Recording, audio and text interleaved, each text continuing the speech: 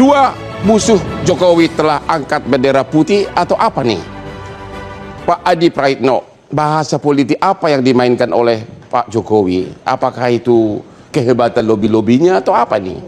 Ya, saya kira ada dua hal, Bang Ya. Hotman. Pertama, bahwa persoalan ijazah ini sekalipun sudah ada sejumlah orang yang ditetapkan sebagai tersangka, tapi ada exit yang kemudian bisa disesuaikan dengan persoalan perdamaian dan kekeluargaan. Ya. Seperti yang kita saksikan setelah pertemuan Bang Egy, kemudian Damai Hari Lubis dengan Pak Jokowi, kan tidak perlu lagi diributkan apakah minta maaf ataupun tidak. Kan itu statement Ya. yang bermunculan. Yang muncul itu adalah soal bagaimana kedua orang ini tidak lagi berstatus sebagai tersangka. Ya, dan Yang tidak kedua, akan ribut lagi. betul, artinya apa? Sesuatu yang sudah menjadi persoalan hukum, kalau itu memang ada silaturahmi, ada sesuatu yang bisa dikompromikan, kekeluargaan itu bisa selesai. Kan pesannya adalah kepada pihak lain yang saat ini sebenarnya juga tersangka. Apakah mau melakukan hal yang serupa? Jadi yang diuntungkan di sini yang Egy Sujana, siapa yang diuntungkan? Egy atau Jokowi? Dua-duanya untung. Kenapa? Egy Sujana untung, Damai Hari Lubis untung. Egy Karena apa untungnya? sudah lagi tak status tersangka. Karena kepejuang kan nggak boleh takut sebenarnya. Ya betul, karena ini berlarut-larut dan panjang sepertinya, Akhirnya sehingga energinya Anda tidak melihat terlampau Egy padat. menyerah?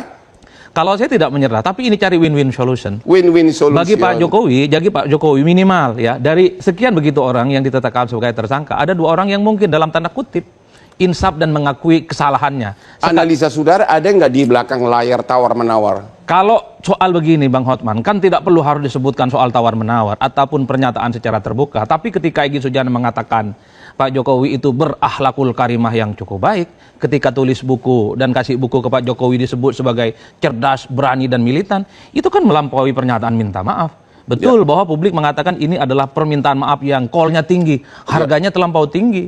Tapi yang ingin didapat dari ini semua bahwa sebenarnya persoalan ijazah yang sudah terlanjur menjadi persoalan hukum sebenarnya bisa selesai. Yang disebut dengan restoratif justice itu. Anda secara politik melihat Jokowi pemenang? Ya, per hari ini di antara sekian banyak orang yang ditetapkan sebagai tersangka, minimal ada dua orang yang seakan-akan imannya sudah berubah tuh terkait dengan tuduhannya beberapa waktu yang lalu yang menjadi persoalan hukum. Itulah yang disebut oleh Bang Firman tadi, menang ini barang 1-0. Menang itu barang, bahasa Medan itu. Pak Asmi gimana ini? Ya. Menang itu barang, gimana itu SP3-nya? Saya belum melihat ini menang itu barang Bang Hotman. Hah? Kenapa? Lah, ini kan pasti menimbulkan dialektika. Yang pertama, Ya. sewaktu perdamaian ini menang di atas kertas, tapi kebenaran di lapangan masih mati suri. Karena pada waktu pemulihan keadaan tadi atau menyeimbangkan tadi restoratif justice itu, hari ini perasaan masyarakat itu juga sudah dibawa. Ini bukan persoalan dua manusia antara Bang Egy dan Pak Presiden Jokowi pada waktu itu. Ya. Tapi ada konsentrasi publik juga yang sekarang dibuka gitu loh. Tentu dua kelompok ini kan pasti ada yang memang pro dan kontra dan segala macam. Kita tidak mau meromantisasi terlalu jauh. Karena dari awal ini adalah korban yang sejak awal memang yang tidak mau buka. UGM tidak melihat, Pak Jokowi juga tidak membukakan. Secara hukum kamu harus akui dengan adanya SP3, maka secara hukum Jokowi sudah menang. Oh iya, tapi setengah kopling gagal menghilangkan asap keraguan kebenaran transparansi publik. Anda masih mengatakan bahwa publik masih belum percaya bahwa itu asli ijazahnya. Seharusnya ada state dari Bang Egy, tidak hanya sekedar maaf-maafan. Dia harus sampaikan, saya salah, saya menduga ini, dan keberadaan karena awal objektumnya adalah ijazah. Dia harus akui ijazah. Sekarang itu. kita tanya dulu kepada pengacaranya. Tolong dijawab, apakah menurut Egy Sujana memang ijazah Jokowi itu tidak palsu? Tolong jawab, jangan mutar-mutar. Egy datang sana mengambil haknya, bukan mempertanyakan. Itu bukan kembali. jawaban. Karena begini, Bang. Abang mungkin paham. Abang mungkin harus pasti paham. Ya. 184. Ya, oke teman-teman, kembali lagi bersama saya di channel ini. Ya, mari kita saksikan bagaimana sebenarnya tanggapan para netizen tentang cuplikan video tersebut. Ya, jadi teman-teman, kali ini kita mengetahui bahwasannya Hotman Paris sangat marah ketika melihat ijazah Pak Jokowi itu memang benar palsu.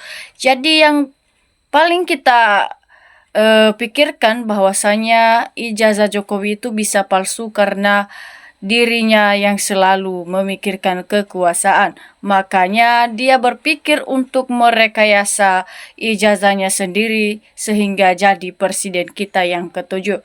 Nah, mungkin masyarakat juga kalau mengerti bahwasanya Jokowi itu ya benar-benar kehausan kekuasaan ya, makanya rela untuk membuat ijazah rekayasa. Jadi masyarakat tidak berterima dengan hal itu teman-teman karena merasa tidak adil dan merasa tidak bisa diadili Pak Jokowi dengan kasus ini.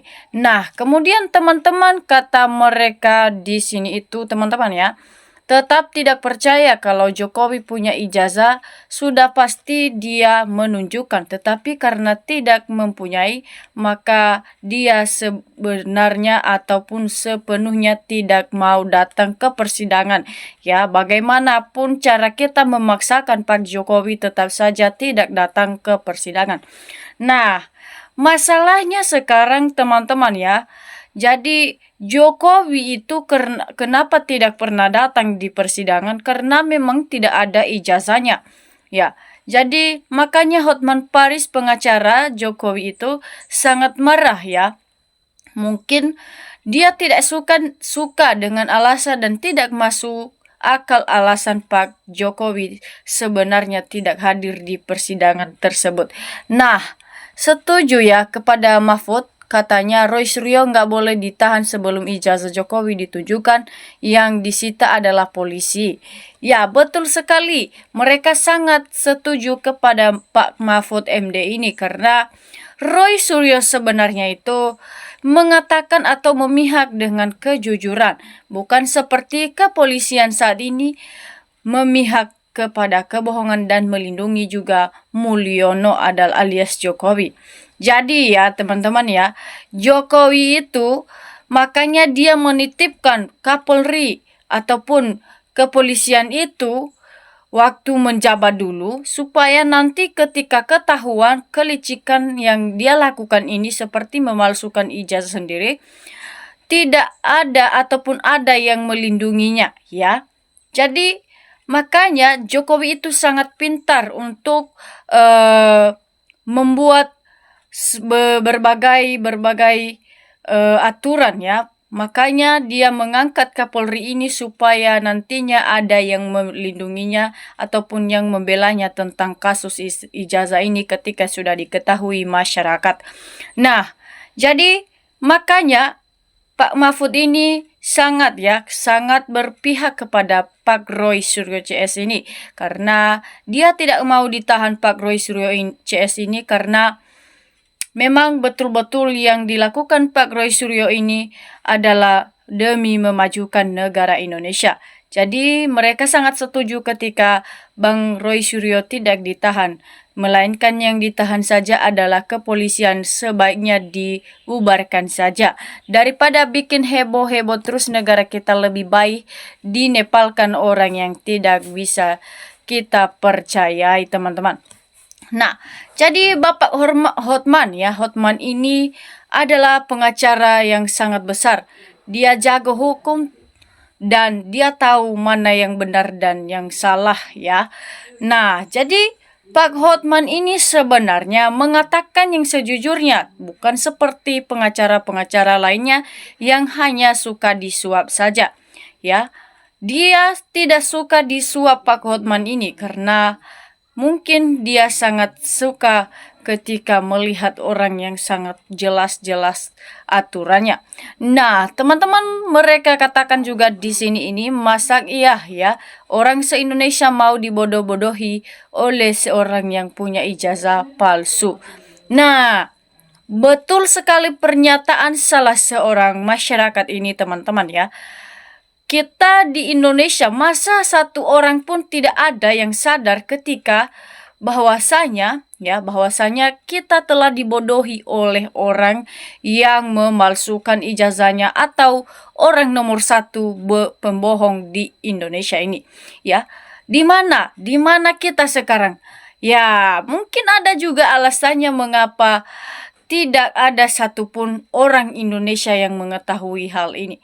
Ya, mungkin mereka sudah mengetahui, namun saja ya, karena Jokowi ini juga menghalalkan segala cara demi memenuhi hasratnya sendiri. Seperti dia memberikan uang sogokan dan memberikan apa saja yang dia berikan kepada masyarakat, baik pemimpin dan juga penegak hukum di negara Indonesia memberikan uang sebanyak mungkin supaya tidak ada yang mempermasalahkan tentang kasus ijazah ini yang telah dibuat Jokowi.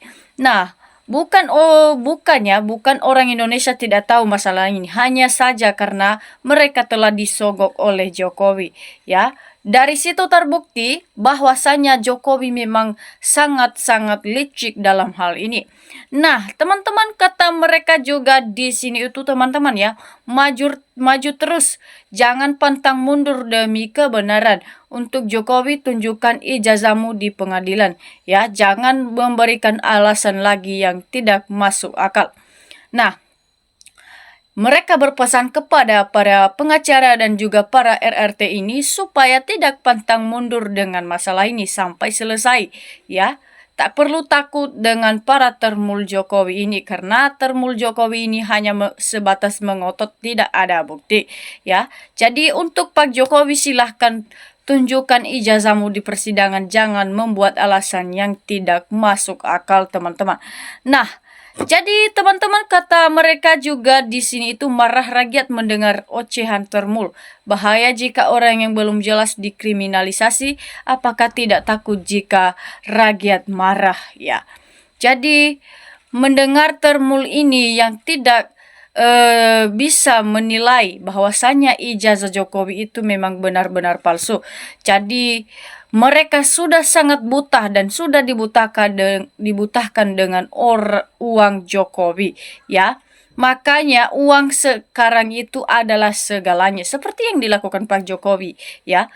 Mungkin kita mengetahui sendiri, ya, seberapa banyak uang yang dia berikan dan seberapa besar juga mereka melindungi apa yang dibilang Pak Jokowi kepada mereka. Nah, itulah masalahnya sekarang, teman-teman, ya. Jokowi itu bisa menipu rakyat dan bisa memanipulasi rakyat.